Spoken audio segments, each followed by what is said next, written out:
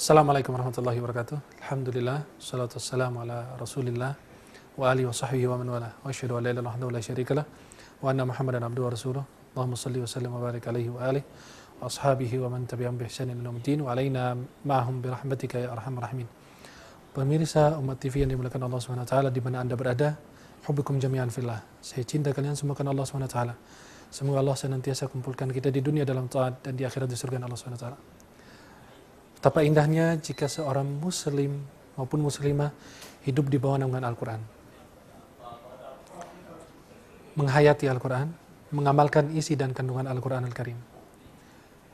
Indahnya jika kalau kita hidup dengan Al-Quran ini, firman Allah yang mulia subhanahu wa ta'ala, yang diturunkan kepada umat Islam, umat yang paling mulia di muka bumi ini.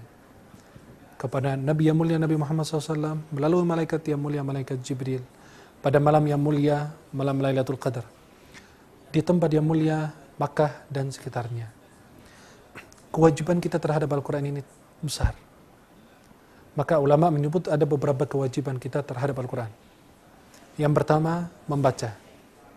Senantiasa kita membaca Al-Quran. Minimal sehari 5 ayat beserta terjemahannya. Kita membaca Al-Quranul Karim.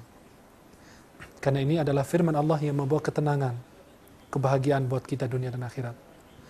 Yang kedua adalah memahami isi dan kandungan Al-Quran. Kalau kita tidak baca terjemahannya, kita nggak ngerti apa isi Al-Quran. 5 ayat beserta terjemahannya, kita pasti memahami apa yang diperintahkan Allah dan apa yang dilarang oleh Allah Subhanahu wa taala. Ada lagi kewajiban umat Islam terhadap Al-Quran, menghafalnya.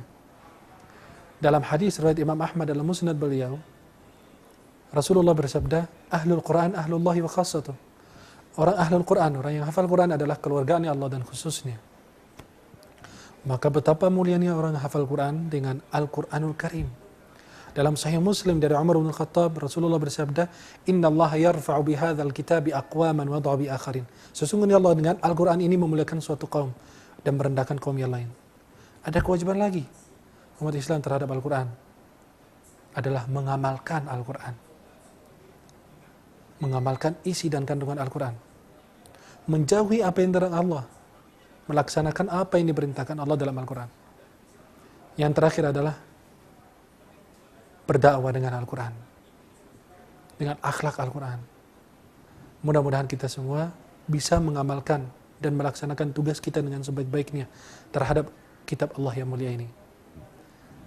Rasulullah SAW bersabda dalam hadis riwayat Imam Bukhari dan Muslim dari Aisyah radhiyallahu anha, Alladhi yaqra'ul Qur'ana wa huwa mahirun bihi ma'as safaratil kiramul bararah. Walladhi yaqra'ul Qur'ana wa yatata'ta'u fihi wa huwa 'alayhi syaqun lahu ajran. Orang yang membaca Al-Qur'an dengan mahir, dengan fasih, itu dia bersama para malaikat Allah yang mulia. Dan orang yang membaca Al-Qur'an dan merasa ada kesulitan, mengalami terbata-bata dalam bacaannya, dia mendapatkan 2 pahala dari Allah Subhanahu wa taala. Dalam hadis yang diriwayatkan oleh Imam Tirmizi dalam Sunan beliau mengatakan haditsun hasanun sahih dari Abdullah bin Mas'ud, man qara'a harfan min kitabillahi falahu bihi hasanah wal hasanatu bi'ashri amsalha. La aqulu alif lam mim harf walakin alifun harf wa lamun harf wa mimun harf.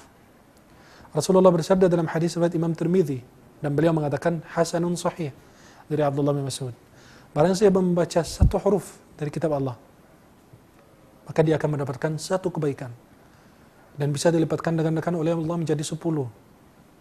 Saya tidak mengatakan alif lam mim 1 huruf, kata Nabi. Akan tetapi alif 1 huruf, lam 1 huruf, mim 1 huruf. Berapa pahala yang kita tinggal, mudah-mudahan bisa tugas buat kita. Bisa membaca Al-Quran, memahaminya, mengamalkannya, menghafalnya, dan berdakwah dengan Al-Quran. Uhibbukum jami'an fillah.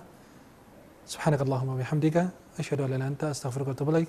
Assalamualaikum warahmatullahi wabarakatuh. Mm-hmm.